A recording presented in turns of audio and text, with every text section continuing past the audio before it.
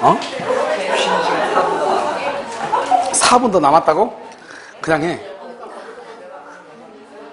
자, 법정의 득권 보도록 하겠습니다.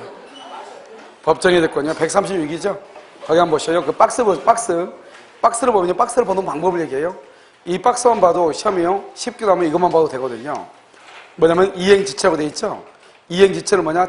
이행지체가 채무불이행이란 말이에요. 이행지체가 있으면 채고를 하고 해지한다 이런 말이에요.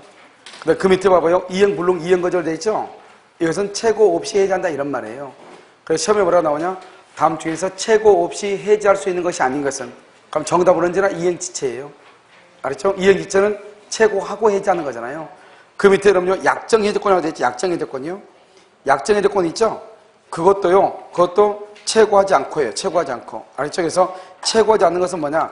이행불능, 그 다음에 정기행위, 사정변경원칙, 미리 이행 거절 의사를 표시한 경우 약정해제권. 이런 것들은 채고한다 안 한다? 채고하지 않아요. 채고하지 않고 뭐 할 수 있다? 해제할 수 있어요. 무슨지 알겠죠? 자, 그럼 봐봐요. 먼저 이제 우리가 이제 여기 짧겠어요. 채무불이행이 있어요. 채무불이행이 있고요. 그럼 여기서 상당 기간 정해서 채고를 해요.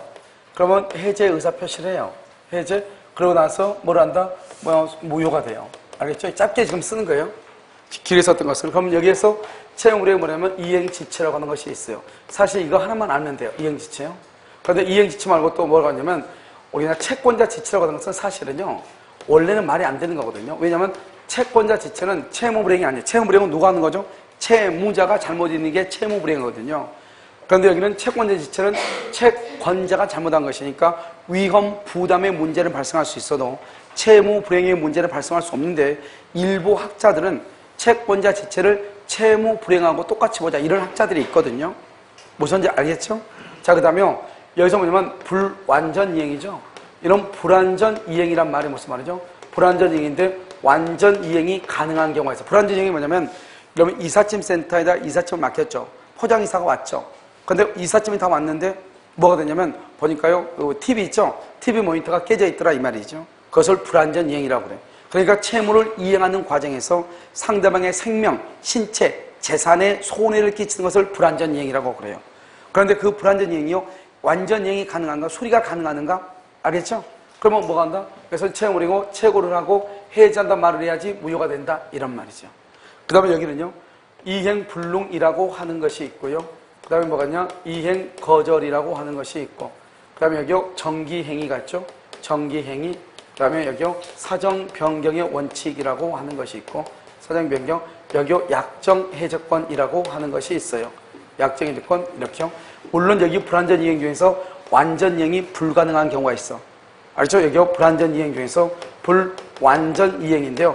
불완전 이행 중에서 완전 이행이 불가능한 경우가 있단 말이죠.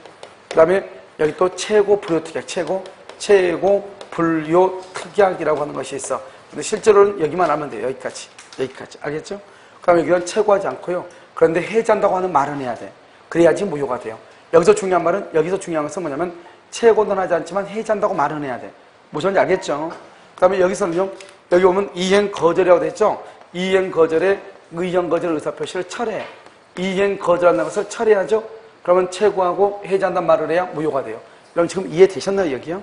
알겠죠? 별것 아니죠? 자, 지금부터 봐요.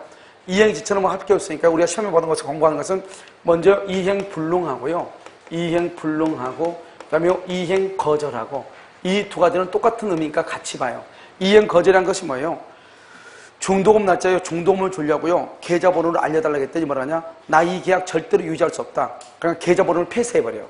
그러면 중도금을 지급하길래야 지급할 수가 있어요? 없어요? 없죠? 그것을 뭐라고 표현하냐? 그것을 이행거절이라고 표현하는 거예요.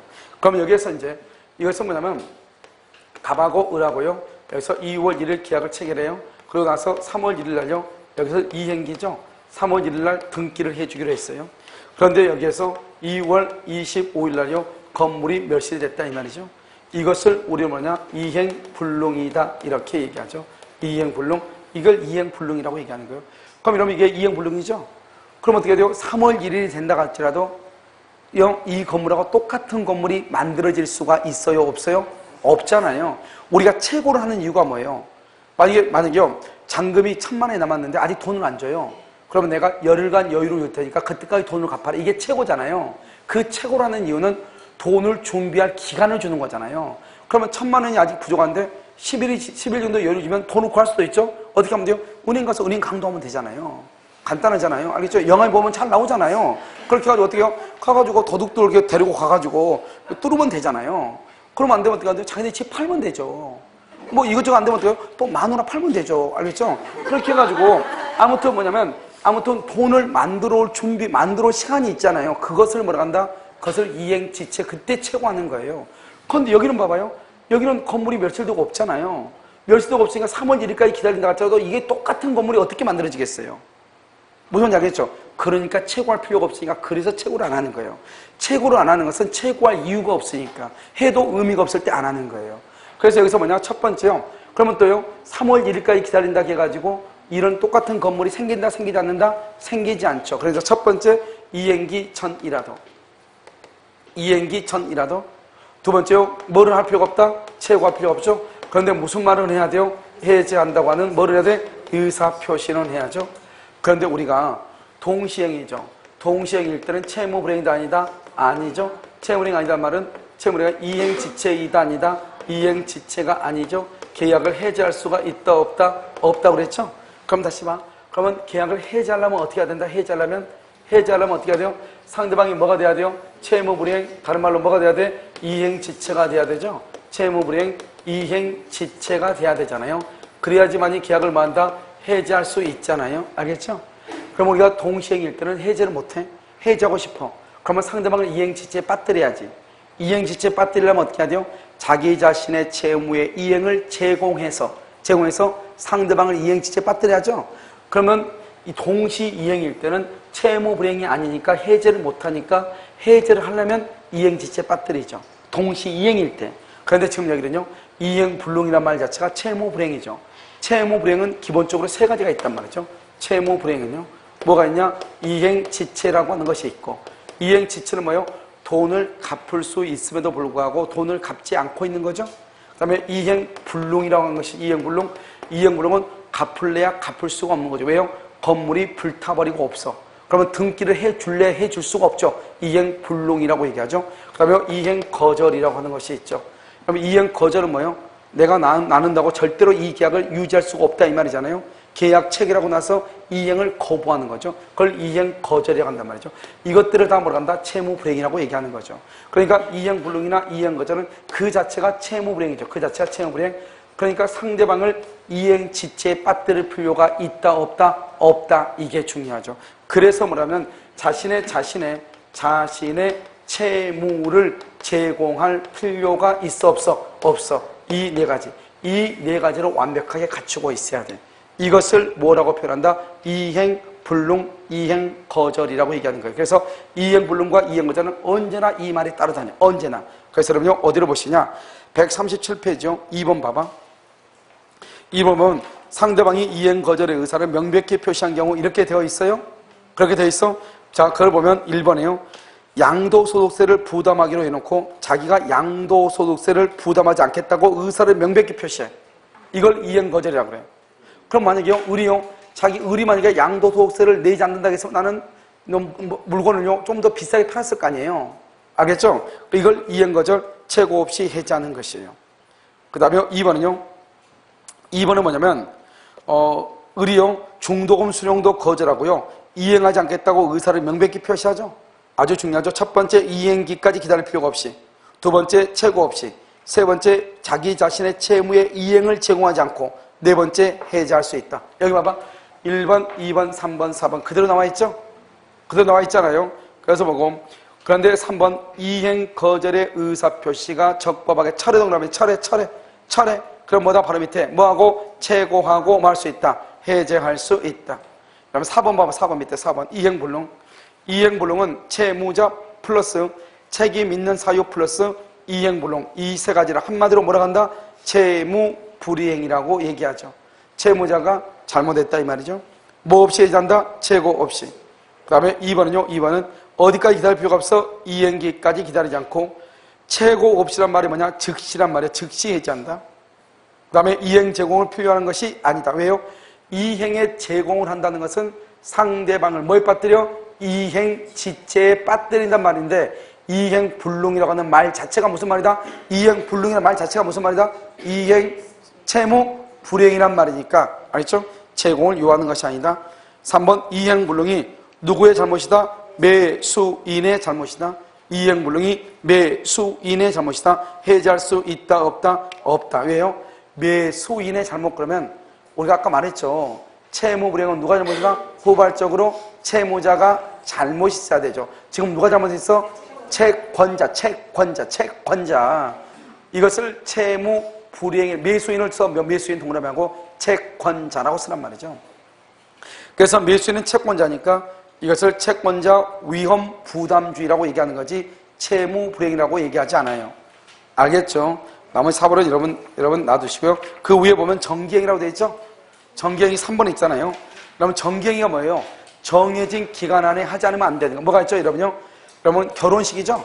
결혼식에 부케는 언제 필요해? 결혼식 날 필요한 거죠? 결혼식 끝나고 필요가 없잖아요. 그래서 그때 아니면 안 되는 것, 그것을 정기행위라고 얘기하는 거예요. 정기행위는 이런 뭐가 있죠? 계약의 성질, 당사자의 의사표시 이렇게 돼 있죠? 여러분 계약의 성질, 결혼식의 부케 이 말이죠? 그 다음에 당사자의 의사표시, 원래는 정기행위 아닌데 두 사람이 꼭 그때, 예를 들어서 봐봐요. 우리 애 생일날 얘가 이거 가고 싶으니까 꼭 이거 생일날 맞춰서 꼭 달라고 이렇게 얘기하죠? 생일이 지나고 난 다음에 주면은요, 기분이야 좋겠지만은 생일날 딱 주는 것보다는 기분이 더 좋아, 안 좋아? 안 좋을 수 있잖아요. 그러니까 그때 아니면 안 되는 것, 그것을 정기행위라고, 그것을 계약의 성질, 당사자의 의사표시 이렇게, 그것을 정기행위, 뭐를 하지 않는다? 채고하지 않는다. 채고하지 않는 것을 뭐라고 한다? 즉시라고 얘기하는 것이다. 이런 말이죠. 자, 그 다음 장은 불완전 이행이죠. 이런 불완전 이행은요, 완전 이행이 가능하냐, 가능하지 않느냐? 완전한 이행이 가능하다. 아까 우리 이삿짐센터 기억나죠? 완전 이행이 가능하다? 그러면 채공하고 해지하고, 완전 이행이 불가능. 예를 들어서 봐봐. 내가요, 갑이 일하는 사람한테요, 조용남이가 그림 하나, 화투 그림 하나 그려가지고요, 배달해달라고 했단 말이죠. 물론 자기가 그린 건 아니겠지만, 알겠죠?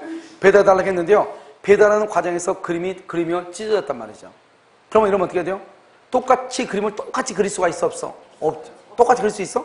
똑같이는 안 될 거 아니에요. 그걸 뭐라 하냐? 그림이 이미 찢어지고 없잖아요. 그것을 이행불능이라고 해요. 그러면 그림을 다시 그릴 수가 없죠. 그것을 뭐냐? 완전 이행이 불가능하다고 얘기해. 그것을 뭐란다? 추환이 불가능하다고 얘기를 해. 그때는 채고한다 안 한다? 채고 없이 이렇게. 자, 그 다음에 채권자 지체죠? 채권자 채고 없이 채고하고 해지한다 이 말이고요. 그 다음에 여러분요, 8번을 먼저 봐. 사정비용을 좀 더 보고 8번은 먼저 한번 봐봐. 갑이요, 중도금 날짜 중도금을 안 줘. 그러니까 뭐라냐, 갑이한테 너 내가 10일간 말미를 주겠다. 10일 안에 그럼 중도금을 가져와라. 10일까지 중도금을 가져오지 않으면 내가 아무 말을 하지 않아도 너하고 나하고 계약은 해제된 것으로 보겠다 이 말이죠. 그러니까 지금 계약을 해제한다 안 한다? 안 하죠. 10일까지 돈을 갚지 않으면 그때 자동적으로 해지권이 발생하죠. 이걸 우리가 뭐라 한다? 정지 조건이라고 얘기해. 지금 해제된 건 아니죠. 10일이 지나서 돈 안 갚으면 그때 해제권이 발생한다 이 말이죠. 알겠죠? 당연히 자동적으로 해제된다. 자, 상당한 기간 내에 이행이 없으면 위 계약은 해제된 것으로 하겠다 이랬단 말이죠. 두 번째죠. 상당한 기간 동안 이행하지 않으면 이행하지 않을 것은 무슨 조건으로? 정지 조건으로. 맨 끝에 계약은 적법하게 뭐가 된다? 해제된다. 우리는 이것을 정지 조건보다 이렇게 얘기해요. 자, 이제 중요한 거 7번이죠. 사정 변경이요. 여러분 아까요, 우리가 해지하고 뭐가 배웠죠? 해제를 배웠죠? 해제 배웠죠? 해제는 언제부터? 처음부터 무효. 해지는 언제부터? 오늘부터 무효죠. 그럼 이런 만약에 우리 집에 월세 살고 있는 사람 있죠? 2달 이상 월세를 연체하면 어떻게 하고 그래? 어떻게 해? 너 과거로 돌아가서 나가라. 그러면 얼마나 좋아요? 2년 동안 살았던 거 다시요? 나이도 안 먹고 얼마나 좋아, 과거로 돌아가면? 그래가지고 한 서너 번만 하다 보면 다시 젊어져 버리잖아요. 그러니까 말이 안 되는 거잖아요. 해지는 언제부터? 현재로부터 나가는 것이고, 해제는 언제다? 과거로 돌아가는 것이고. 무슨 말인지 알겠죠? 저는 봐봐요. 해지죠. 해지는 우리가 회사의 이사가 된다. 회사 이사. 법인의 이사가 된다. 이런 법인의 이사가 된다는 것은 아무나 되는 게 아니죠. 그럼 법인의 이사가 되려면요, 회사가 만약에 은행으로부터 개인으로부터 돈을 빌리잖아요. 그러면 대표 이사는 무조건 보증이 들어가요. 같이. 알겠죠? 그러니까요, 확정이라는 것은 뭐다? 특정이죠. 특정한 채무에 대해서 이사가 보증을 서고 나서 이사직을 그만둬. 그걸 사정이 변경됐다고 그래요. 그러면 그때는 뭐한다? 해지하지 못해요. 만약에 회사가 책임을 져야 되는데 회사가 책임을 못 지죠. 그러면 회사가 없어지고 난 다음에도 내가 책임을 져야 돼요. 알죠? 해지를 못하니까. 그런데 계속적 보증이라고 해가지고요. 이 계속적 보증을 뭐라고 하냐? 이것을 불확정 채무라고 얘기를 해요. 불확정 채무요. 여기에 대해서는 뭐 할 수 있냐? 해지할 수 있어요. 이 두 가지로 구별해야 돼요. 알겠죠? 그래서 여러분요. 밑에 보면 2번이라고 나와 있나요? 2번 계약의 해지라고 나와 있나요?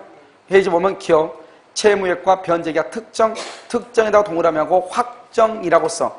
남의 거 보지 말고 사정 변경 원칙에 1, 2, 3, 4번 1, 2, 3, 2번에 잘못됐네요. 1, 2, 3, 4가 돼야 되는데 그래서 2번 보라니까 2번이었구나. 밑에 2번 있죠. 밑에 2번. 3번 다음에 다시 2번이에요. 알겠죠? 그렇게 돼있죠. 그렇게 돼있죠. 거기서 그 2번이요. 이렇게 돼있지. 남번이. 돼있죠? 그러면 채무액과 변제계약 특정, 그것을 확정이라고 그래. 그때는 뭐 할 수 있다? 해지할 수 없다. 계속적 보증이라는 것은 불확정이라고 그래. 그때는 뭐 할 수 있다? 해지할 수 있다. 이거 보시고. 1번요. 2번하고 3번을 묶어. 2번하고 3번을 묶어. 위에 7번에 1, 2, 3에서 2번하고 3번을 묶어. 그것을 해제라고 해. 해제. 해제고요.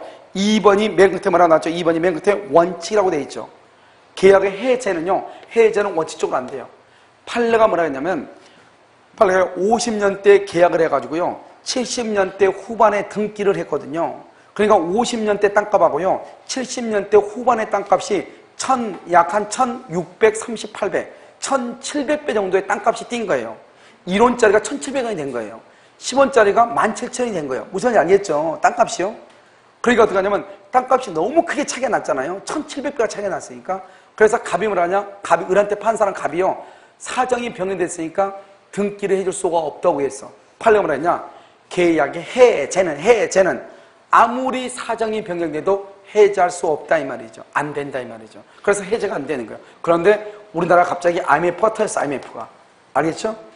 그러다 보니까 또 문제가 생긴 거예요. 그래서 판례가 뭐라 했냐? 여기서 해제를 하려면 이러한 4가지의 요건을 갖추어야 된다고 조건을 제시했어. 이 조건을 다 충족하면 해제를 인정하겠다. 그런데 아직까지 이러한 조건을 충족해가지고 해제가 된 건은 한 건도 없어요. 그러니까 결국 무슨 말이죠? 사정의 변경으로 인한 계약의 해제는 인정하겠다, 안 하겠다? 안 하겠다 이 말이에요. 첫 번째, 계약 체결 당시 예견할 수 없는 사정이 변경이 돼야 돼. 체결할 때 예견을 미처 못해야 돼. IMF 우리가 예견해서 안 했어? 못했죠. 그 다음에 사정 변경이 있죠. 이 사정 변경이요. 변경이 당사자에게 책임 없는 사유로 발생해야 돼. 책임 없는 사유, 당사자에게. 아무런 책임이 없어요. 우리가 IMF가 나 때문에 IMF가 온 거 아니잖아요. 국가가 부도가 난 거잖아요. 알겠죠? 그 다음에 이 사정이 변경됐음에도 불구하고 한 번 계약을 했으니까 끝까지 지켜라. 그러면 그것이 어떻게 해야 돼? 신의 측에 현저히 반해야 돼. 위반돼야 돼.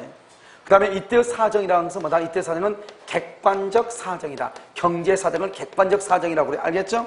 그 다음에 뭐다? 개인적 사정, 주관적 사정이 아니고 객관적 사정이고. 우리가 계약의 해지라고 하는 것은 뭐죠? 원칙적으로 우리 계약은 계약 준수의 원칙이죠. 한 번 계약을 체결하면 끝까지 그 계약을 유지해야 돼. 그런데 사정이 변경이 있으면 계약을 해지한다 이 말은 계약 준수의 원칙이 아니죠. 그 계약 준수의 원칙에 대한 예외라고 얘기하는 것이에요. 그것을 사정 변경이다 이렇게. 그러면 사정 변경에서 정답이 나올 수 있는 1순위는 뭐냐? 객관적 사정이죠. 이것을 뭐로 바꾼다? 주관적, 개인적 사정으로 바꾸죠. 무슨 사정이다? 객관적 사정이고. 두 번째, 체결 당시 예견을 못해야 돼. 그러니까 뭐라고 나오냐? 계약을 체결한 후 예상하지 못했던 사정이 체결한 후에 사정이 변경됐다 그러면 안 돼요. 계약 체결 당시에 예견을 못해야 돼요.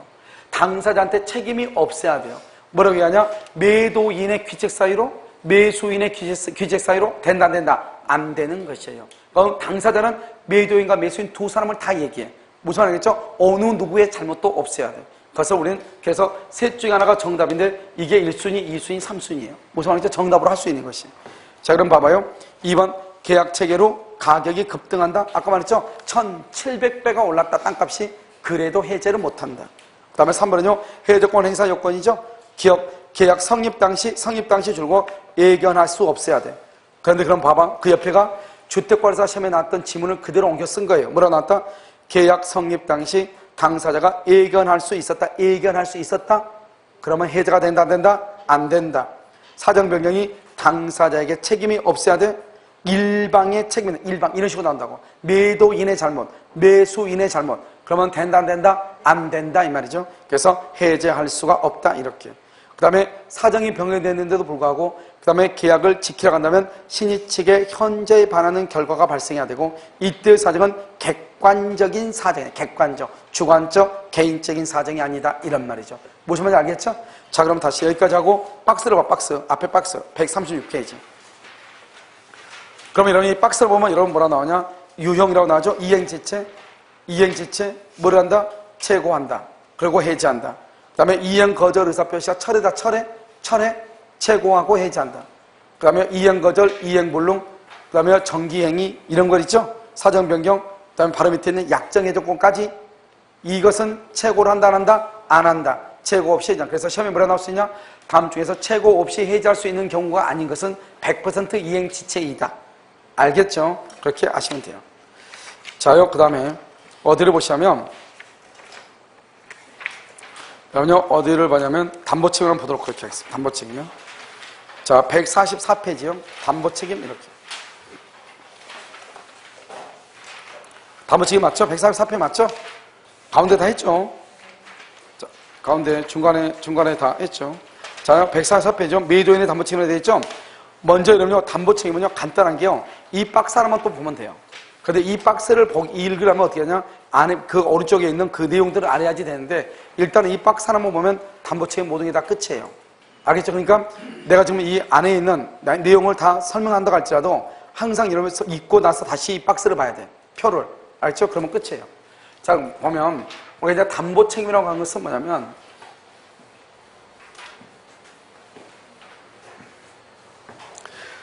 담보책임이라는 것은요, 이렇게 건물이 이렇게 있죠? 이게 이제 갑이라는 건물이고요. 여기 을이죠? 을이라서 이렇게 돈을 주죠? 돈을 주면 이렇게 이것을 등가성이라고 얘기하죠? 등가성이라는 것은 가격이 동등하다 이 말이죠. 얼마로요? 1억이요? 그럼 뭐냐? 갑은 이 집이 1억짜리라고 생각을 한 것이고요. 그 다음에 여기요? 을은요? 을은 1억짜리 건물이라고 생각을 한 거죠. 그러니까 두 사람이 1억을 인해서 매매계약을 체결한 거죠. 그럼 1억에 대해서 매매계약을 체결했는데 건물을 딱 가지고 집에 와서 보니까 어떤 문제가 발생을 하느냐? 이런 문제가 발생하죠? 여기서 이렇게요. 을이 준 돈은 아무런 문제가 없는데요. 갑의 건물이 여기가 지붕이 구멍이 뚫려 있더라 이 말이죠. 하자가 있더라 이 말이죠. 그럼 어떻게 돼요? 이 사람을 매수인이라고 하죠. 매수인이고 이 사람을 매도인이라고 한단 말이죠. 그럼 이러면 어떻게 하냐? 매수인이 열받아요? 매도인이 열받아요? 매수인이 열받죠? 그런데 만약에 이 매수인이요. 하자가 있는 것을 알면서 1억 원에 샀어. 알면서. 그러면 싸게 산 거예요? 비싸게 산 거예요? 싸게 샀겠죠? 그러니까 여기겠죠, 여기. 알면서 샀으면. 그러니까 알면서 매수 샀다? 그럼 이것을 악이죠? 그래서 악인 매수인은 보호할 필요가 없는 거예요. 우리가 모르고 샀다 그러면 뭐 선의, 알면서 샀다 뭐 악이잖아요. 그러니까 악의의 매수인은 보호할 필요가 없는 거예요. 그런데 만약에요, 여기에 이 매수인이 샀는데 그걸 모르고 선이라고 해요. 모르고 산 거예요. 아무것도. 하자가 있는 걸 모르고 샀어. 그럼 너무 비싸게 산 거잖아요. 알겠죠? 비싸게 샀으니까 어떻게 돼요? 이것을 등가성, 가격이 똑같이 만들어줘야 되겠죠. 가격이 똑같이 만들려면 어떻게 돼요? 여기다가요? 여기다가 돌을 하나 얹어야지, 무거운 돌을 하나 얹어야 돼요. 그럼 무거운 돌을 얹으면 어떻게 돼요? 이게 이렇게 내려오겠죠. 무겁게요? 이렇게 내려오겠죠? 무거운 돌을 이렇게 얹었잖아요. 그럼 이게 이렇게 내려오겠죠? 이것을 우리는 뭐라 한다? 이것을 먼저 손해배상이다. 이렇게 얘기하죠. 그러면 여기를 어떻게 하면 돼요? 여기 돈을 깎아버리면 돼요, 여기다. 돈을 깎으면. 값이 오니까 이렇게 올라오겠죠? 이것을 뭐라 한다? 대금 감액이다. 이렇게 하죠. 깎아도 보고, 눌러도 보고, 그래도 안 되는 경우가 있겠죠? 그러면 어떻게 한다? 여기서 계약을 뭐 한다? 해제하면 되죠, 해제. 그래서 대금 감액하고, 계약에 해제하고, 손해배상을 담보 책임이라고 얘기하는 것이고, 여기서 중요한 것은 하자 보수 청구권, 하자 보수 청구권이라고 하는 것은 담보 책임이 아니에요. 왜 담보 책임이 아니냐? 하자 보수 청구라고 하는 것은 뭐냐? 하자 보수 청구권이라고 하는 것은 그것은 뭐냐냐? 수급인의 담보 책임이에요. 공사업자 있죠? 공사업자가 건물을 지었는데 건물을 잘못 짓죠? 그러면 하자가 있죠? 그 하자에 대해서 보수를 해야 되잖아요. 그 하자 보수 청구는 매도인의 담보 책임이 아니고 수급인의 담보 책임이 돼. 그래서 여러분요, 시험에 뭐라 나올 수 있냐? 무턱대고 이렇게 쭉 이렇게 놓고 나서 담보 책임하는 사무직 맞는 건 틀린 것은, 그래서 매수인은 매도인에 대해서 대금감의 계약 해제 하자 보수를 청구할 수 있다, 이렇게 나올 수 있어.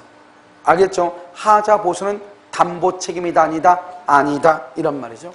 자, 그 다음에 이제 다시 보면 여기서 첫 번째 우리가 뭐냐면 569조를 봐야 되겠죠? 우리가 569조를 뭐예요? 타인 소유물, 타인 소유물에 대해서도 매매 계약을 체결할 수 있어요, 없어요? 있죠? 이게 이제 문제가 되죠? 그래서 570조는 뭐냐? 전부란 말은 잘 안 써. 알죠? 그냥 타인의 권리라고 얘기를 해. 전부가 남의 집이다, 이 말이죠? 572조는요, 일부는 반드시 일부란 말을 써야 돼. 일부 타인의 권리다. 그리고 574조죠? 574조는 수량 부족이다, 이 말이죠. 수량 부족. 그 다음에 일부가 이미 뭐가 됐다? 멸실되어 있다. 575조는요, 뭐다? 용익 권능이 제한되어 있다. 576조는 저당권 또는 뭐다? 전세권의 행사다. 행사. 여기 용익권능이 뭐가 있냐? 전세권이라고 하는 것이 있어요. 여기까지가 뭐냐면 이것을 권리의 하자다, 이렇게. 이것을 추탈담보 책임인데요. 이것을 권리의 하자다, 이렇게 얘기하고. 여기가 뭐거든요? 578조하고요. 579조가 있죠. 이것을 우리가 뭐냐? 경매라고 얘기하고요. 이것을 뭐라 한다? 채권이다, 이렇게 얘기해요. 579, 580, 578, 78, 79요. 그 다음에 580이죠. 580하고 581조가 있죠. 580을 뭐라냐? 이것을 특정물의 하자다, 이렇게 해요. 특정물의 하자. 이것을 뭐라냐? 예설용 종류물의 하자다, 이렇게 얘기해요. 그러면 우리 학원에 봐봐요. 책상하고 걸상이요, 다 똑같이 생겼죠. 이것을 종류물이라고 그래. 다 똑같이 생겨요, 종류물. 그럼 어떻게 돼요? 만약에 2세트가요, 만약에 100세트다. 그런데 100세트인데요, 2세트가요, 오면서요, 잘못 와가지고 다리가 부러졌어. 그럼 이러면 어떻게 하면 돼요? 나머지 2세트를 똑같이 다른 것으로 또 갖다 달라고 하면 되죠? 그걸 종류물이라고 그래. 그런데 특정물은 먼저 반드시 그것. 이러면 우리가 이제 한번 여러분 얘기했잖아요. 고시촌에 있을 때요. 근데 이제 제가 이제 그때는 고시촌에 있고 그랬을 때는 공부하면서 원룸을 했었거든요. 그리고 그 고시생들이 이제 와가지고, 고시생들이 안 그랬는데 그 집 엄마가 갖고 가요, 엄마가. 극성스러운 엄마들이 있어요. 엄마들 와가지고 방은 절대로 안 봐요. 와가지고 천정 누르고 제일 먼저 물어보냐? 여기 혹시 공부했던 사람 중에서 합격한 사람이 쓰던 방이 있어요? 이렇게 물어봐. 공부했던 사람 중에서 합격한 방이 있냐고. 자기네 아들내면 머리 없단 말을 않고 합격한 방에 들어가면 합격한 줄 알고요. 그러면 있는데요, 왜요? 그러면 몇 호예요? 몇 호로 가면 혹시 거기 방 비었어요? 아, 거기 사람 들어가 있는데요? 그렇게 얘기하죠. 그러면 그 사람 좀 만날 수 있어요? 그 사람 만날 수 있냐고. 왜냐면 그 사람 빼고 들어가겠다, 이 말이죠. 그래서 그 사람 만날 수 있냐고 물어본다니까요? 글쎄요, 안 될 건데요? 아니, 왜, 뭐 때문에 그러세요? 그러니까, 아니, 이렇게 얘기하면서 얘기하죠. 아, 그것은 안 된다고. 아, 그러지 말고, 내가 알아서 할 테니까 만나게 해달라고. 그럼 만나면 좀 있으면요, 이사 가요, 밤에요. 그 사람이. 그럼 보면 뭐냐면, 이 사람은 그냥 안 간다고 했을 거 아니에요? 그럼 뭐라도 또 더 줬나 봐요. 그러니까 이 사람 가고 저녁에 전화와요. 우리가 내일 이사 가고 그랬다고. 자기들끼리 이렇게 한단 말이죠. 그걸 그 사람의 입장에서는 자기 똑같이 생겼잖아, 원룸이요. 근데 그 사람의 입장에서 그것은 뭐예요? 특정물이에요. 만약에 이 자리에서 만약에 노무현 대통령이 만약에 공부하다가 합격을 했다 봐. 이 자리에서. 그러면요, 그냥 어디 또중에 앉았다 합격하는 자리하고요. 대통령이 돼가지고 여기서 앉아가지고 합격했다 그러면 자기는요, 이 자리가 아주 중요한 자리가 될 수 있어, 없어? 있잖아요. 그러면 여기에 똑같이 생겨가지고 이건 종류물이죠. 그런데 이 자리는 나한테는 뭐가 될 수 있어? 특정물이 될 수 있다, 이 말이죠. 내 말 지금 이해됐죠, 지금? 그러니까 특정물하고 불특정물은 어떻게 판단하는 것이냐? 원칙적으로 그것은 주관적으로 판단을 하는 것이에요. 주관적으로. 알겠죠? 그래서 그것을 얘기하는 것이다. 됐죠, 지금? 그럼 대부분 이제 우리가 집에서 매매 계약한다, 매매에서 특정물, 아파트, 이런 물건들이 다, 부동산이 다 특정물이죠. 왜? 이런 거 보면 똑같은 아파트, 똑같이 앞을 내다보고 있어, 아파트가요. 똑같이요. 앞에 가요, 강이 흐르고 있어. 근데 여기가 세 개가 있어. 이 세 동이, 아니 뭐죠? 101호, 102호, 103호 세 개가 있어. 근데 똑같이 다, 앞이 다 보여. 그래도 가격이 다 똑같다, 틀리다. 똑같아요? 틀리죠. 분양할 때 똑같을지 모르지만, 나중에 물건을 사고 팔고 할 때 가격이 같아 틀려? 다 틀리죠. 왜요? 물건을 얼마만큼 잘 보관했냐, 보관하지 않았느냐, 가액 것이냐, 중간 것이냐, 가액 것이냐. 다 다르단 말이죠. 어떤 사람은요, 들어왔을 때 문 위의 구조가 약간씩 다를 수 있죠? 어떤 사람 보니까 뭐라 하더라? 풍수해가지고 문하고 화장실하고 못 찬다고. 뭐 지풍수 있잖아요. 하는 거. 뭐 얘기하고 수맥하는, 뭐 이거 걱정된다는 거, 뭐 국민 고충 고민 상담인가 뭐 있죠. 뭐 있잖아요. 뭐 하는 거. 그때 수맥하는 사람이 나왔어. 수맥하는 사람. 누구만 오면 수맥하는 걸 해가지고 너는 안 된다, 너는 안 된다 이렇게 한다는 거예요. 그러면 이게 이렇게 있는데 이게요 왼쪽으로 가면 안 되고 오른쪽 가면 되는 거예요. 이게 낫어 이게. 그 사람한테 대고 와가지고 출연자 대고 이거 건강 좋아. 건강 안 좋아 이러는 거예요. 그러니까 나중에 김태균이 말고 누구 있죠? 그거? 김태균이랑 같이 한 애 있잖아. 머리 큰 애 있잖아. 또 하나. 정성훈가? 뭐 있잖아요. 컬트에 또 다른 애 있죠. 걔가 아버님 그것 좀 줘보라고. 줘가지고 딱 얘가 잡으니까 살짝만 틀면 이쪽으로 가고 이게 살짝 이쪽으로 가는 게 이게 소맥으로 가는 게 아니고 이 아저씨가 손이 떨려가지고 이게 반드시 못 잡는 거잖아. 이게 조금만 이쪽으로 가고 이거 이제 아저씨가 뭐냐고 그랬더니 그리고 이제 똑같은 사람을 대놓고 그 아저씨가 했어. 왼쪽으로 가. 다시 빼앗아가지고 다시 했어. 오른쪽으로 가. 이게 무슨 말인지 알죠? 소맥 잡는다고 하는 거 있잖아요. 그래서 그런 것들 보면 다 우리가 보면 사람마다 느끼는 것이 있기 때문에 아파트에 관한 부동산이나 매매에 관한 다 특종으로 보시면 돼요. 무슨 말인지 알겠죠? 그럼요. 수맥 뭐야 그게 도대체 무슨 말인지 모르겠어. 수맥이 왜 흐르면 왜 안 좋지? 물이 흐르면 좋은 거 아니에요? 발도 씻고 그러니까 알겠죠? 자요 여기 오면 전부 타인에 걸리죠? 여러분 타인에 걸리는 뭐죠? 타인에 걸리는 무슨 이익 배상한다? 이익을 배상한다 이런 말이죠. 그러면 강 옆에 산 사람 다 죽었겠네. 알겠죠? 거기는 엄청난 수맥이 흘러가잖아요. 알겠죠? 자요 이익 배상이다 이 말이죠. 자 그다음에 여기요 일부하고 부족하고 일부란 말 있죠? 그럼 이 두 가지 있죠? 일부가 부족이잖아요. 그러니까 뭐란다? 대근 감액을 하죠. 일부가 부족이니까 대근 감액. 알겠죠? 그 다음에 여기요. 저당권하고 전세권하고요. 그러면 저당권하고 전세권이 있다고 해서 언제나요? 경매가 당하는 것은 아니잖아요. 그러니까 저당권과 전세권에 있어서 행사가 됐다는 말은 경매가 됐다 이 말인데요. 우리 보면 여기 원주에 있는 아파트 지금 새로 짓는 아파트 있잖아요. 여기 어디죠? 혁신도시요. 여기 있는 아파트들 보면 분양받은 사람들 자기 돈 다 주고 분양받은 사람이 얼마나 되겠어요? 알겠죠? 그럼 저기에 있는 것들 중에서 90% 이상은 다 대출받았을 거란 말이죠. 그러면 대출받았다 해서 그러면 지금 그 건물들이 지금 경매 당하고 있다, 당하지 않고 있다 이 말이죠. 결국 무슨 말이냐? 저당권이나 전세권이 있다고 하는 것을 알고 샀다, 알고 모르고 샀다, 선이란 말이죠.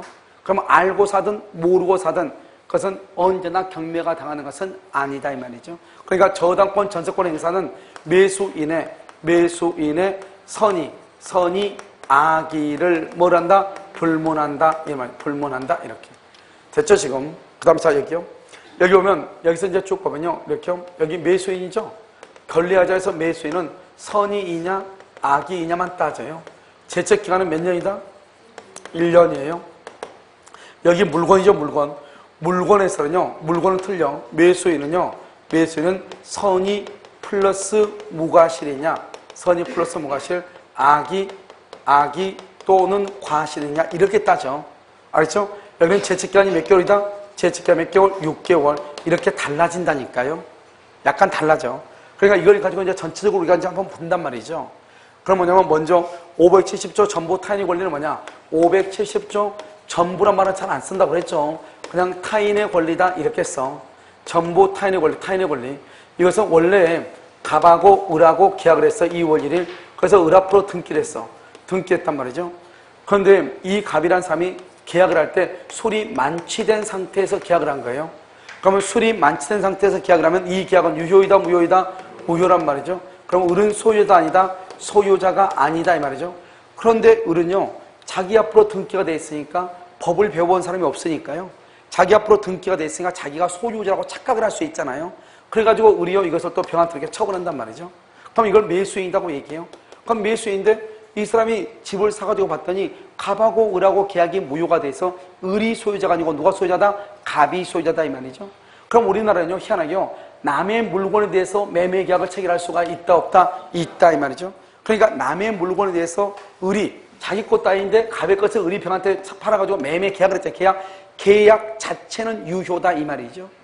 계약 자체는 유효인데 그럼 어떻게 해야 돼요? 계약이 중요한 것이 아니고 등기를 해줘야 되잖아요. 그럼 어떻게 해야 돼요? 이 의뢰한 사람은요 갑한테 등기를 넘겨받아가지고 병한테 등기를 해주면 아무런 문제가 없잖아요. 그런데 갑한테 갔더니 갑이 등기를 안 해준다는 거예요. 그럼 우리 병한테 등기해줄 수 있어 없어? 없잖아요. 그럴 때 매수인이 이 을한테 책임을 추궁하는 것 그것을 뭐라 한다? 전부 타인의 권리다. 이렇게 얘기하는 거예요. 그래서 여러분 박스 한번 봐봐. 144페이지 박스. 전부 타인의 권리 그러면 뭐가 돼 있죠? 대금 감액이란 말은 없고 계약 해제권은 있죠? 그 박스 안에 첫 번째 칸 보면 뭐를 불문하고? 선, 악을 불문하고 계약을 해제하죠? 그 다음에 누구인 경우? 선인 경우에 뭘 한다? 손해배상을 청구한다고 돼 있죠? 거기 손해배상을 다 써. 이행, 이익, 배상이라고 써. 이행이. 여기 이행, 이익, 배상. 이행, 이익, 배상이다. 이렇게. 자, 됐죠? 자, 그 다음에 밑에 손해보상 출제비용하고 단 것은 없죠? 맨 끝에 보면 뭐가 있다? 제척기간이 있죠? 제척기간은 몇 년 안에 이 말이죠? 그런 말이 있어 없어? 없단 말이에요. 이것을 전부 타인의 권리다. 이렇게 얘기하는 것이에요. 지금 됐죠, 지금? 자, 그 다음에 여기에서요. 여기 571조는 뭐냐? 571조는요. 원래 여러분요. 담보 책임은 누가 누구한테 묻는 게 담보 책임이다? 매수인이 누구한테? 매도인한테 묻는 게 담보 책임이잖아요. 그런데 여기 571조라고 하는 것은 뭐냐 이 말이죠. 이 571조는 누가 누구한테 묻는 것이냐? 선의의 매도인, 선의의 누가? 매도인이 계약을 해제한다 이 말이죠. 선의의 매도인이 계약을 해제. 이 첫 번째 것은 담보 책임의 내용이다 아니다? 아니다. 담보 책임은 누가 하는 것이다? 매수인이 하는 것이다. 여기는 누가 한다 지금? 매도인. 그러니까 담보 책임 아니에요. 아닌데 중요한 것은 여기요 매수인이요. 매수인이 선의이냐 악이냐 따라서 다르다. 선인 경우는 뭐란다? 손해를 배상하고 악인 경우는 손해배상 없이 계약을 해지한다 이 말이에요 지금. 알겠죠? 자, 그 다음에 572조 572조하고 여기 574조를 여러분 비교를 해야 돼. 572조는 뭐냐? 여기 말을 봐봐. 말을 일부 타인의 권리다 이런 말이죠. 일부 타인 이렇게 돼 있죠. 여기는 뭐냐? 여기는 수량 부족 일부가 멸실했다. 부족 수량이 부족하다. 일부가 타인 것이다. 무슨 말이냐? 갑하고 을하고 100평에 대해서 계약을 했는데 언제요? 2월 1일. 그런데 여기서 측량을 3월 1일 하니까 100평이에요. 알겠죠?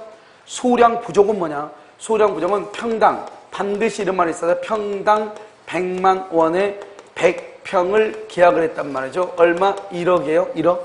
여기서 평당을 뭐라 하냐? 평당을 면적이라고 얘기하고 100만 원을 뭐라 하냐? 가격 결정이라고 얘기를 해. 면적을 가지고 가격을 정했다 이런 말이죠. 알겠죠? 그래서 이것을 한마디로 뭐라고 표현한다? 수량을 뭐란다? 지정한 매매라고 얘기를 하는데 여기서는 뭐냐면 갑하고 을하고 100평에 대해서 계약을 했어. 을하고 언제? 2월 1일. 나중에 3월 1일 측량을 하니까 70평밖에 안 되더라 이 말이죠. 100평짜리인 줄 알고 사가지고 왔더니 70평밖에 안 되더라 이 말이죠. 이것을 수량이 부족하다고 얘기해. 평당 100만 원에 100평을 1억 원에 샀는데 30평이 부족하잖아요. 그럼 30평만큼 돈을 어떻게 해야 돼? 깎아달라고 해야 돼? 안 해야 돼? 해야 되죠. 이것을 우리는 뭐란다? 대금 감액이라고 얘기하는 거예요. 여기를 봐봐. 여기는요. 100평을 계약했는데 100평이죠. 100평인데 이 안에 100평 안에 여기요 30평이 병소유더라 이 말이죠. 차이가 뭐예요? 여기는 처음부터 70평밖에 안 되고 여기는 100평인데 남의 것 30평이 들어가 있는 거죠. 그럼 우리 아까 뭐라고 그랬죠? 타인 소유물에 대해서 매매계약을 체결할 수 있다 없다? 있다고 그랬죠. 그럼 어떻게 하면 돼? 갑이라고 하는 사람이 이것을 30평을 병한테 사가지고 을한테 등기해주면 문제가 돼? 안 돼? 안 돼. 그러면 100평을 전부 다 등기해줄 수 있어 없어? 있죠. 이것을 일부 타인에 걸리고 여기는 100평을 등기할래야 등기할 수가 없죠. 왜? 처음부터 얼마가 부족하니까? 30평이 부족하니까. 무슨 말인지 알겠죠? 그럼 여기서 이제 어떻게 하는 것이냐? 이것은 이제 어떻게 할 것인가 이 말이죠. 그럼 여기서 이제 여기가 30평 이렇게 병소유 돼 있죠? 이것을요 돌려줄 수 없을 때 갑이 그러면 을한테 책임을 지는 것을 일부 타인이죠. 일부가 얼마? 30평이 병소유. 꼭 그래서 뭐가 나냐? 일부 타인에 걸리면 꼭 무슨 말이 나오냐? 100평 중에서 30평이 병소유 이 말이 꼭 있어. 그런데 수량 부족은 뭐다? 100평을 계약을 했는데 측량하니까 70평밖에 안 되더라 이런 말이죠. 말이 완전히 다르죠. 알겠죠? 자, 그러면 이 두 가지를 만약에 구별을 못하면 어떤 문제가 발생하냐? 이러면요, 박스 봐. 박스를 보면 572조하고 574조가 있죠. 572조, 574조 쭉 보면 다 똑같은데 뭐가 다르냐? 대금 감액에서 다르죠. 대금 감액. 거기서 대금 감액을 보면 일부 타인의 권리는 선의 악의를 불문하고 대금 감액을 하죠. 거기 아미처리 된 거 있죠? 약간 까맣게 된 거 있죠? 그런데 수량 부족은 뭐밖에 없어? 선의만 되고 악의는 있다 없다? 없다. 그 밑에 계약 해지하고 손해상은 둘 다 똑같죠? 알겠죠 지금? 그래서 항상 대금 감액에서 정답이 갈리는 거예요. 무슨 말인지 아시겠죠? 그럼 여기 봐 이제 여기서 보면 여기는 572고 여기는 514죠. 그럼 여기가 뭐가 빠져있다? 573이 빠졌다 이 말이잖아요. 573조는 뭐냐? 제척기간인데 그러면 언제 이런 것들을 청구하느냐 이 말이죠. 언제 청구하느냐? 여기요 선인 경우는 언제부터? 안날로부터 몇 년 안에? 1년. 악인 경우는 악인 경우는 언제부터 계약을 체결? 한 날로부터 1년 안에. 봐봐 여기 선의하고 악인은 어떻게 기준으로 하냐? 계약을 체결할 때 처음부터 100평 중에서 30평이 병의 것이 하면서 처음부터 알면서 계약했다. 알면서 악이. 모르고 했다. 선이 맞아. 알면서. 처음부터 알면서 계약했냐? 악이. 처음에는 몰랐느냐? 선이. 이런 말이에요. 알겠죠? 그러면 선이는 악이는 뭐죠? 한 날이죠. 한 날은 뭐냐? 2월 1일. 2월 1일 계약을 체결한 날부터 다음해 2월 1일까지. 알겠죠? 그런데 여기서 선이는 뭐냐? 안날이 하면서 뭐냐? 안날. 3월 1일날 청약을 하니까 100평 중에서 30평이 병의 것이에요. 이것을 안날이라고 하는 것이 아니고 우리는 타인 소유물에 대해서도 매매계약을 체결할 수 있다 없다? 있죠? 그러니까 갑이라는 사람이 남의 걸 사가지고 등기해주면 되죠? 그런데 등기를 해주려고 몇 번이나 병을 찾아갔는데 병이 뭐라냐? 5월 1일날 뭐라냐? 5월 1일날 최종적으로 뭐라냐? 나는 너한테 팔 수 없다. 최종적으로 통보를 해. 그럼 이제는 더 이상 갑은 병한테 이것을 사가지고 을한테 줄 수가 있다 없다? 없죠? 그것을 안날이라고 해요. 안날은 5월 1일 이것을 얘기해요. 알겠죠? 그 다음에 여기요. 575조. 575조는 용익권능의 제한이에요. 용익권능의 제한은 봐봐. 여기요. 갑의 토지 위에요. 을이요. 을이 대항력이 있는 임차인이 아직 기간이 남아있는 월세 사는 사람이 있고 그 다음에 여기 병이요. 전세권이 있고 전세권 또는 여기요. 지상권이 있고 지상권 여기 또 유치권이 있고 유치권이 있고 여기 지역권이 있다고 했는데 지역권이 없는 거예요. 이렇게. 이것을 용익권. 즉 무슨 말이냐? 이런 상태에서요. 이것을 갑이라는 사람으로부터 이것을 A라는 사람이 매수인이란 말이죠. 이 매수인이 이 땅을 샀는데 이런 것들 때문에 이런 것들 때문에 어떻게 할래 할 수가 있다 없다? 없다 이 말이죠. 무슨 말인지 알겠죠? 그래서 이런 것들 때문에요. 이것을 어떻게 할 수가 없는 거예요. 여러분 그러면 어떻게 하는 거예요? 그래서 여기가 지금 A가 뭐죠? 매수인이죠. 이 매수인은 이 땅을 샀는데 농사를 지을 수 없다. 사용하고 수익할 수 없다. 그래서 이때는 계약을 해지하고 손상을 청구를 해. 그 다음에 이거 576조. 576조는 저당권의 행사죠. 저당권, 전세권의 행사. 행사란 말은 경매가 됐다 이 말이죠. 그러면 어떻게 돼요? 이 건물을 이렇게요. 갑의 건물에 을이요. 저당권이 있고 전세권이 있는 건물이 있어. 여기 1억 원이요. 그런데 이 건물은 5억짜리인데요. 이것을 A라고 하는 사람이 매수인인데 이 매수인이 5억을 다 주고 산 경우가 있고 4억만 주고 산 경우가 있다 이 말이죠. 4억을 주고 샀다는 말이 무슨 말이에요? 그러면 내가 1억 원을 뭐다 내가 책임을 지겠다는 거잖아요. 자기가 책임을 못 져가지고 경매가 되죠. 그러면 누구한테 물어볼 책임 추구한다 못한다? 못하죠. 5억짜리 건물인데 5억을 다 주고 사면서 1억을 너가 갚고 을 앞으로 돼 있는 등기를 말소를 시켜가지고 나한테 등기해라. 이렇게 하면서 돈 5억을 다 줬단 말이죠. 그런데 돈 5억을 다 줬는데 이 갑이라는 사람이 처음부터 돈을 갚지 않아가지고 경매가 돼버린 거예요. 그러니까 처음부터 소유권을 뭐한다? 취득하지 못한 거예요. 1번. 두 번째는요. 일단 내가 소유권을 취득했어. 누가요? 여기요? A가요? 했는데 나중에 경매가 된 거예요. 그래가지고 소유권을 상실한 경우가 있고요. 내가 5억 주고 집을 샀는데요. 1억 때문에 경매를 당하면 안 되잖아요. 원래는 1억을 누가 갚아야 돼요? 갑이 갚아야 되는 거잖아요. 그런데 할 수 없이 이 A가요. 또 돈을 대신 갚는 거예요. 그러면 이것을 우리는 뭐란다? 출재 비용이다. 이렇게 얘기해요. 출재라고 하는 것은 내 주머니에서 날출자 재산이 나갔다 이 말이죠. 알겠죠? 그러면 그것을요. 갑한테 가서 받아와야 돼? 안 받아야 돼? 받아와야 되겠죠? 출재 비용 상환 청구권이다. 이렇게 얘기해요. 알겠죠? 그러면 여기하고 비스무리한 게 뭐가냐면 가등기. 그럼 가등기 한번 볼까요? 1번요. 1번 갑에 되어 있고 여기 2번요. 을 앞으로 가등기가 되어 있어요. 그럼 가등기가 되어 있어도 이것을 살 수가 있다 없다? 있다. 그래서 여기 3번요. 병이요. 병이 가등기가 되어 있는 것을 병이 취득을 했어요. 그런데 나중에요. 가등기에 기해서 여기서 무슨 등기가 된다? 본등기. 진짜 등기가 있죠? 여기서 본등기를 이렇게 하죠. 그럼 병의 것은 직권으로 뭐가 된다? 직권으로 뭐가 돼? 말소가 돼. 그래서 직권으로 이렇게 말소가 돼. 직권으로. 처음에는 취득했죠? 본등기가 됨으로써 직권으로 말소가 된다. 이 말이죠. 여러분 지금 이해됐나요? 이거 직권으로 이렇게 말소가 되는 거예요. 그래서 소유권이 뭐가 된다? 상실된다. 이 말이죠. 소유권이 상실된다. 이렇게. 이해됐어요? 여기요? 그래서 이것을 우리는 얘기하는 거예요. 576조. 그 다음에 이제 뭐가 냐면, 여러분요, 다른 거 놔두고 경매 것만 한번 봐요. 경매는 뭐냐면 갑의 건물이죠. 갑을 채무자라고 얘기해요. 채무자. 그럼 여기요, 을을요, 채권자죠. 이 채권자를 뭐라 하냐? 이 사람을 저당권자 이렇게 얘기해요. 그래서 이 건물이요, 병이요, 병이 경매가 돼서 경락을 받았어요. 여러분, 경매에서는 매도인하고 매수인이라고 하는 말이 있어요, 없어요? 경매에서는 매도인과 매수인이라는 말이 있어, 없어? 경매에서는요, 경락받은 사람을 매수인이라고 하죠. 아, 이 사람 집 산 사람 아니에요. 이 사람은 집 팔린 사람이죠. 이걸 뭐라 한다? 매도인이죠. 그럼 누가 책임을 져야 되죠? 누가 책임을 져? 아, 지금 여러분 지금 뭐 공부하고 있어요? 지금 우리 무슨 공부하고 있어? 담보 책임이죠? 무슨 담보 책임? 매도인의 담보 책임 공부하고 있는 거 아니에요. 매도인. 그러니까 1차적으로 매도인이 책임을 지고 2차적으로 매수인이 책임을 지는 거죠. 1차적으로 매도인, 2차적으로 매수인이 책임을 지는 거죠. 우리 지금 매도인의 담보 책임을 공부하고 있잖아요. 그러니까 경매의 경우는 경락받은 사람을 매수인이라고 한다니까요. 이 경매는 유효가 돼야 돼? 무효가 돼야 돼?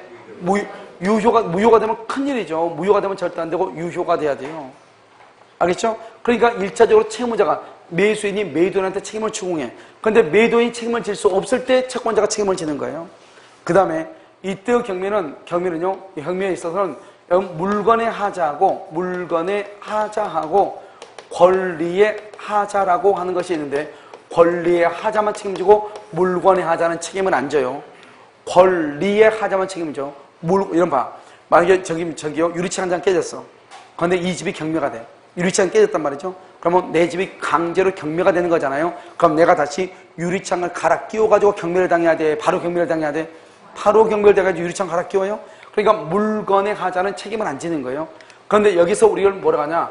법률적 장애라고 하는 것이 있어.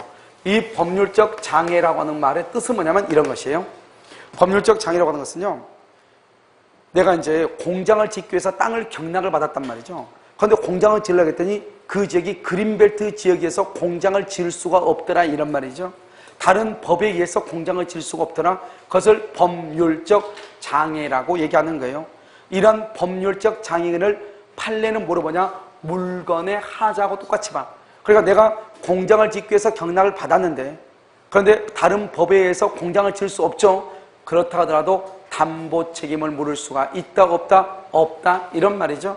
이것을 여러분 첫 번째 여러분 잘 아시고, 그 다음에 여러분요, 우리가 이제 경매 있죠? 경매에 있어서는 매수에는요, 먼저 우리가 담보 책임 뭐가 있죠? 대금 감액이 있고요. 그 다음에 계약 해제가 있고요. 그 다음에 뭐가 있다? 손해배상이 있잖아요. 그런데 이 중에서 손해배상은 원칙적으로 없어요. 왜요? 내가 일부러 물건을 판 게 아니잖아요. 다른 사람에 있어서 강제적으로 경매가 된 거잖아요. 그러니까 설령 물건이나 권리에 하자가 있다고 할지라도 나는 손해배상 책임을 지지 않는 거예요. 그런데 아주 예외적으로 손해배상 책임을 지는 거예요.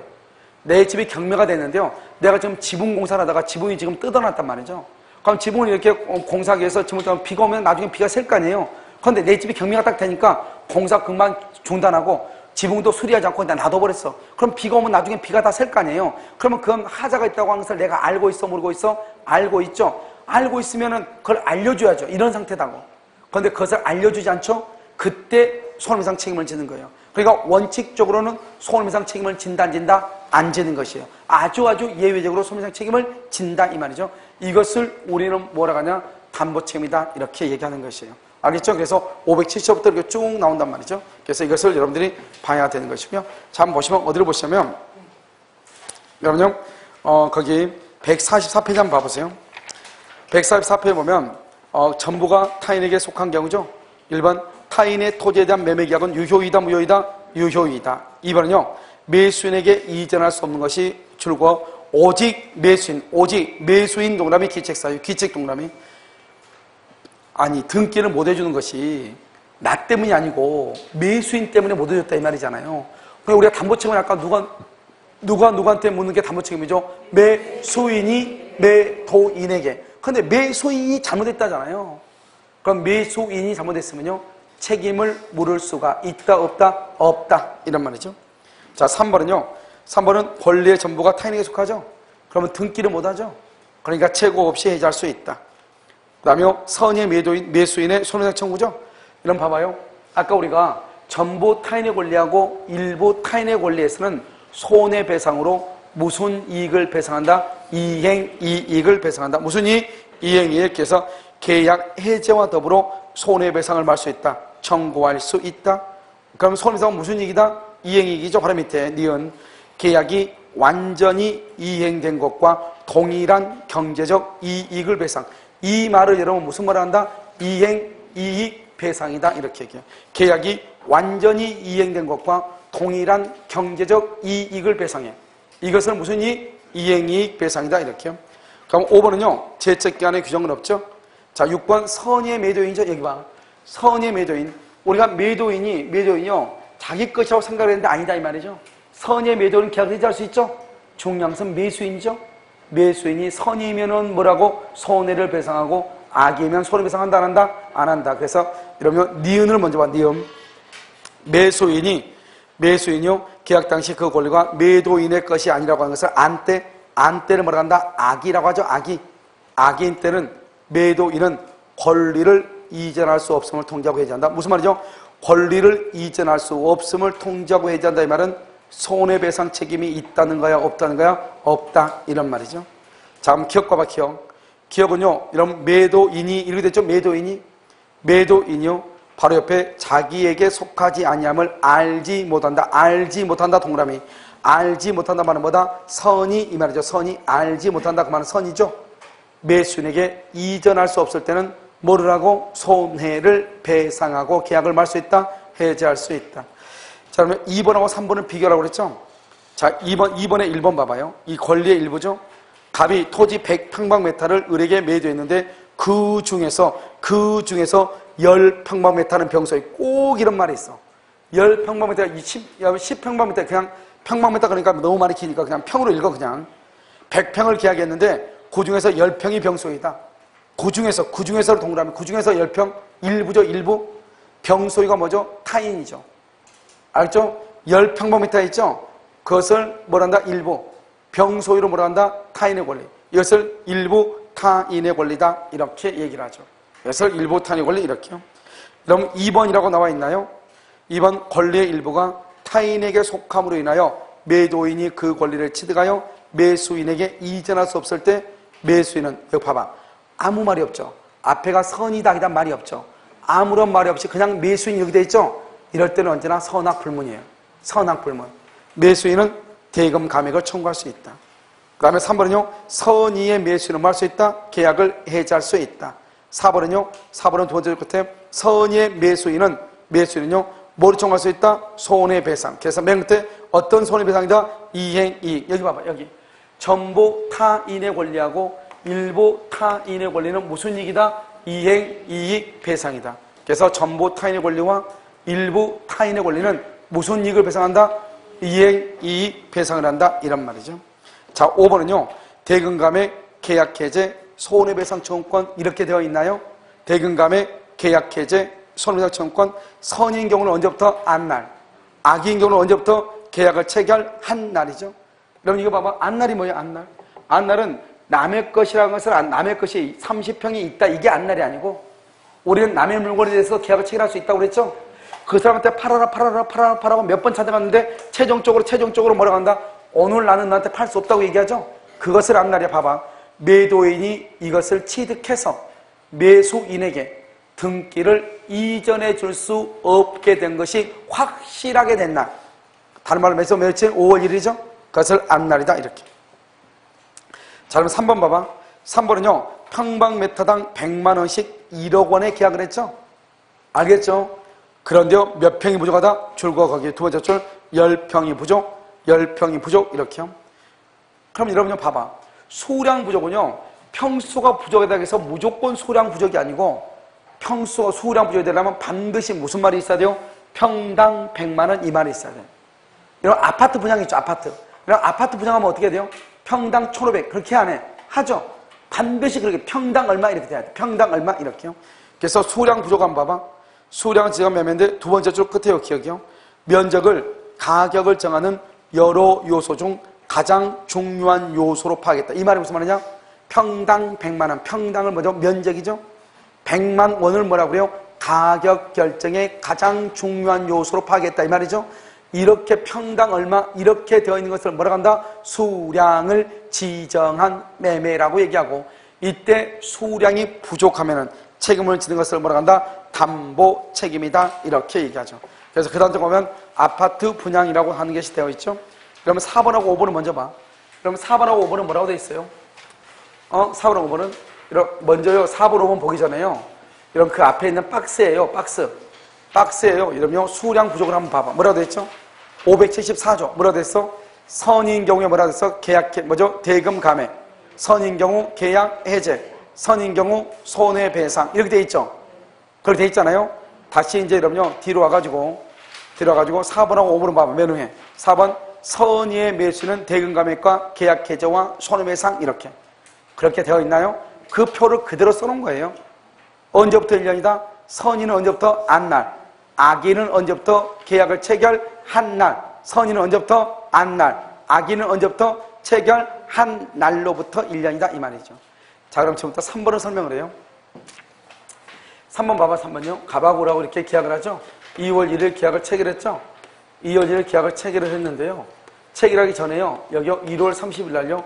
이미 건물이 며칠되고 없어. 이미 며칠 됐죠. 그럼 이미 며칠 이것을 뭐라고 그래? 이미 며칠 된 걸 뭐라고 그래?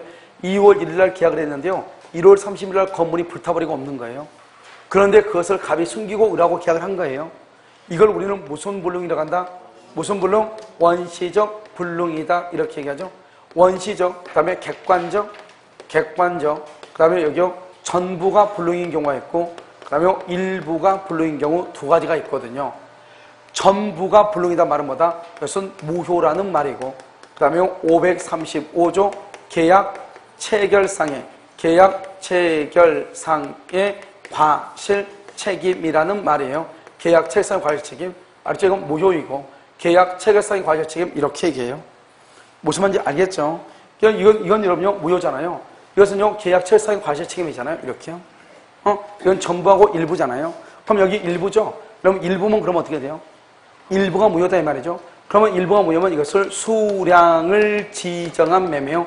그러면 수량을 지정한 매매가 있죠? 그러면 수량을 지정한 매매, 그럼 어떻게 돼요? 수량을 지정한 매매?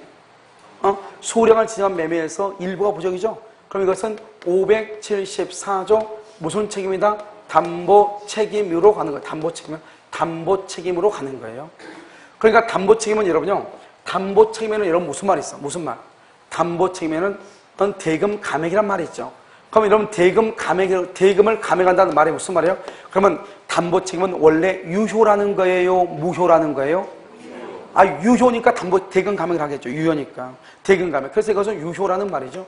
그래서 여러분요, 원시적으로 일부가 부정하죠? 그랬을 때는 담보 책임으로 가는 거지 계약 체결상의 과실 책임으로 가는 게 아니에요. 알겠죠? 두 번째, 이것은 유효이죠? 유효니까 무슨 말이에요? 유효니까 부당이득 반환이란 말이 나와야 안 나와요? 나오지 않는 거예요. 그래서 우리가 일부가 부족하죠? 그럼 두 가지의 말이 나올 수가 없다. 첫 번째, 계약 체결상의 과실 책임이란 말이 나올 수가 없다. 두 번째는 부당이득 반환이란 말이 나올 수가 있다 없다? 없다. 그래서 여러분요 3번을 봐봐. 3번 보면 수량을 지정한 매매에서 실제 면적이 계약 면적의 미달 동그라미, 미달은 뭐냐면 원시적, 객관적, 일부 불능이라고 얘기를 해. 그래서 그것을 뭐란다? 여러분 고개를 너무 밑으로 들으면 안 되죠.